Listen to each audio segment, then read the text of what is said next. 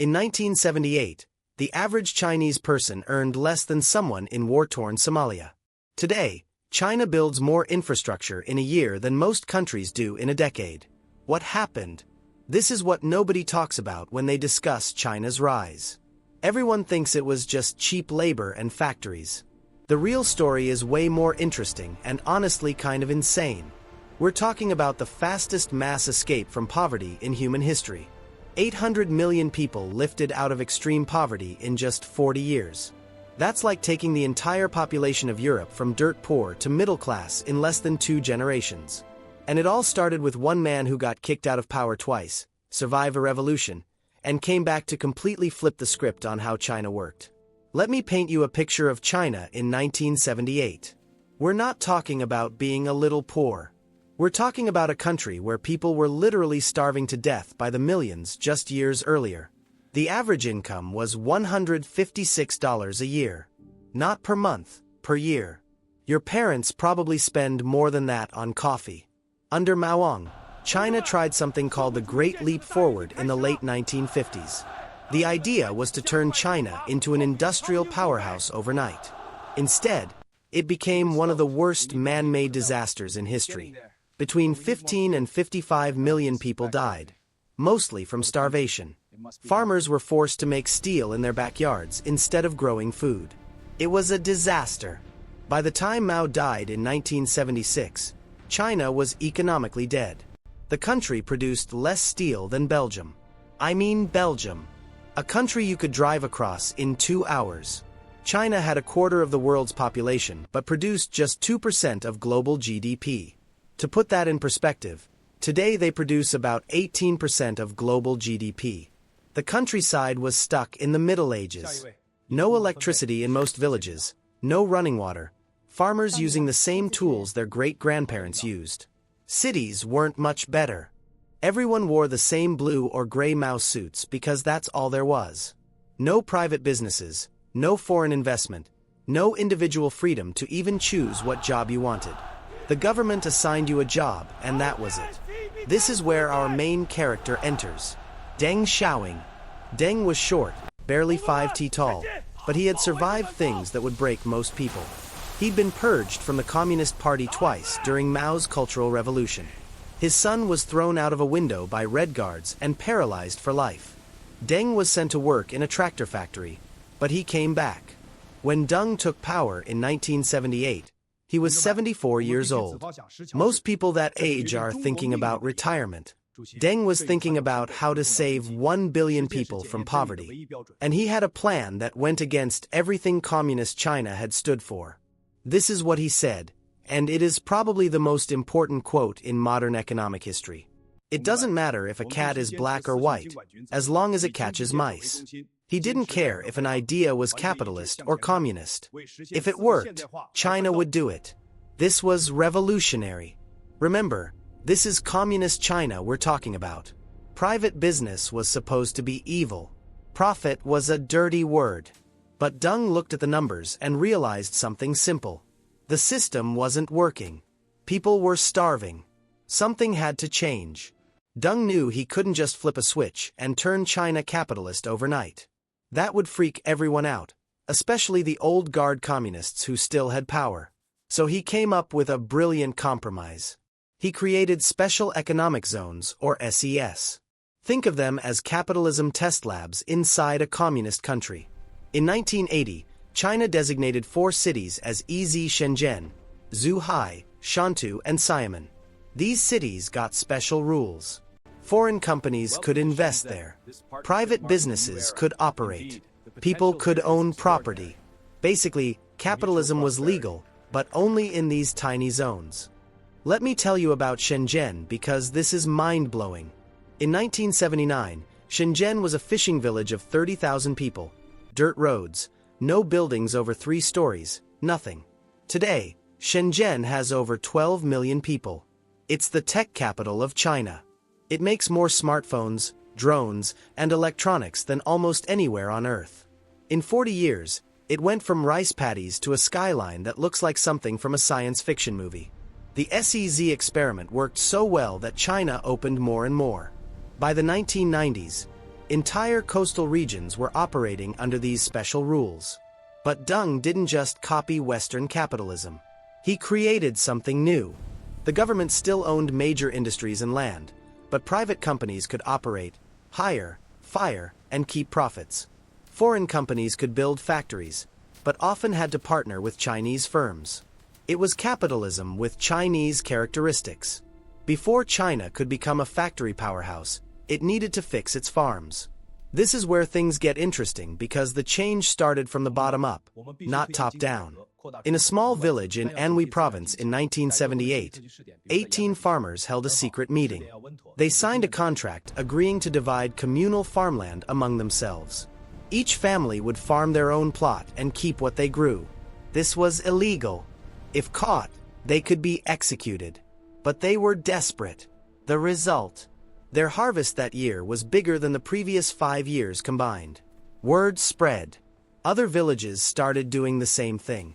Eventually, the practice became so widespread that Deng had to make it official policy.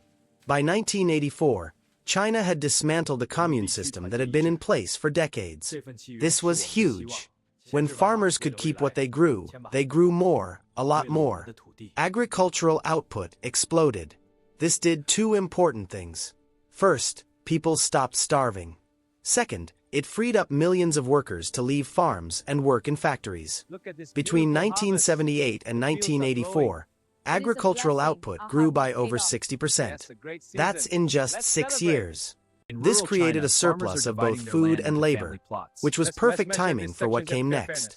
In the 1980s and 90s, Western companies were looking for cheaper places to manufacture their products. Japan had gotten too expensive. South Korea was rising, but still pricey. Then they looked at China. China had 3 massive advantages. First, hundreds of millions of workers willing to work for very low wages. Second, a government that would build roads, ports, and power plants wherever companies wanted them.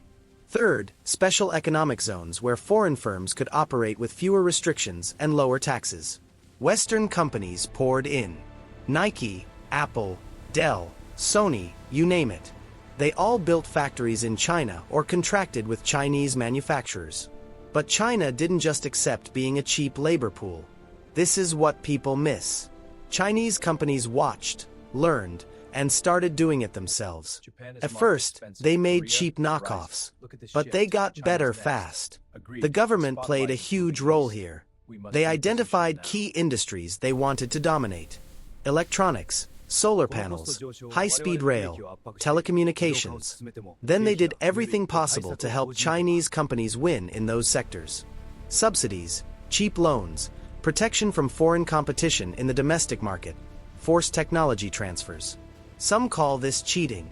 Others call it smart industrial policy. Either way, it worked. By the 2000s, China wasn't just making cheap toys.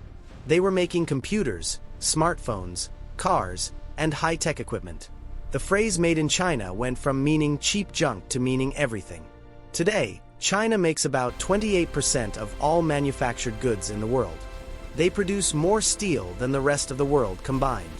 More cement, more solar panels, more electric vehicles. It's insane. This is not just about cheap labor anymore. In fact, Chinese wages have gone up a lot. So why do companies still manufacture there? Because China built something no other country has: a complete industrial ecosystem. Let's say you want to make a new smartphone.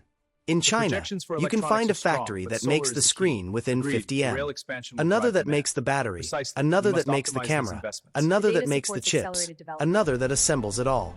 They're all connected by fast roads and efficient ports. If something breaks or you need to change a design, you can have someone at the factory in an hour. Try doing that if your screen supplier is in Japan, your battery maker is in Korea, and your assembly is in Vietnam. It's a nightmare. China also has millions of engineers and skilled workers. If you need to hire 10,000 people to ramp up production, you can do it in weeks. Try hiring 10,000 skilled workers anywhere else that fast. You can't. This ecosystem took decades to build and is almost impossible to replicate quickly. It's China's secret weapon. What China created is something economists call state capitalism. You can watch the full video I made on that on the channel.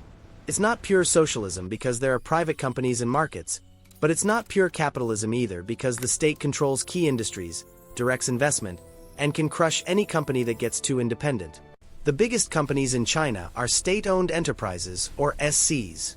They control banking, energy, telecommunications, and transportation. These companies get cheap loans from state banks, preferential treatment from regulators, and protection from competition. But private companies exist, too, and some got huge. Alibaba, Tencent, Huawei. These are tech giants that rival American companies. This model worked incredibly well for rapid industrialization. When the government decides to build something, it gets built. No debates, no lawsuits, no environmental impact studies that take years. They just do it. High-speed rail is a perfect example. In 2008, China had almost no high-speed rail. Today, they have more high-SPE speed rail than the rest of the world combined. Over 25,000 miles of it. They built it in less than 15 years. Could this model work elsewhere? That's the billion-dollar question. Some countries are trying to copy it. Others say it only worked because of China's unique circumstances, huge population, authoritarian government, and timing. Let's just run through some numbers because they are almost unbelievable. In 1978, China's GDP was $150 billion. Today, it's over 17 trillion. That's more than 100 times bigger. In 1978, 88% of Chinese people lived in extreme poverty. Today, it's less than 1%. Life expectancy went from 66 years to 78 years. Literacy rates went from 66% to over 97%. In 1978, China had basically zero foreign investment. Today, they're one of the biggest recipients of foreign investment in the world, and they're also investing trillions abroad through initiatives like the Belt and Road. They went from producing 2% of global manufacturing to 28%. Chinese tourists went from basically zero to spending over $250 billion abroad each year before CO. China graduates more STEM students each year than the US, India, and Japan combined. These aren't small changes. This is a complete transformation in a single generation. China's rise changed everything. Global supply chains run through China. Your phone, laptop, clothes, and probably half the stuff in your house was made there or has parts made there. It shifted geopolitical power. For 200 years, the West dominated. Now there's a real competitor. The US is freaking out about it, which is why you hear so much about trade wars and tensions. It also proved that maybe there's more than one path to development. The Western model said you need democracy and free markets to get rich. China said, "Hold my tea," and did it with an authoritarian government and state-directed economy. Whether that's good or bad depends on who you ask, but it's definitely changed the conversation. Thanks for watching. The video I made on how China built an insane hybrid economy is on your screen now.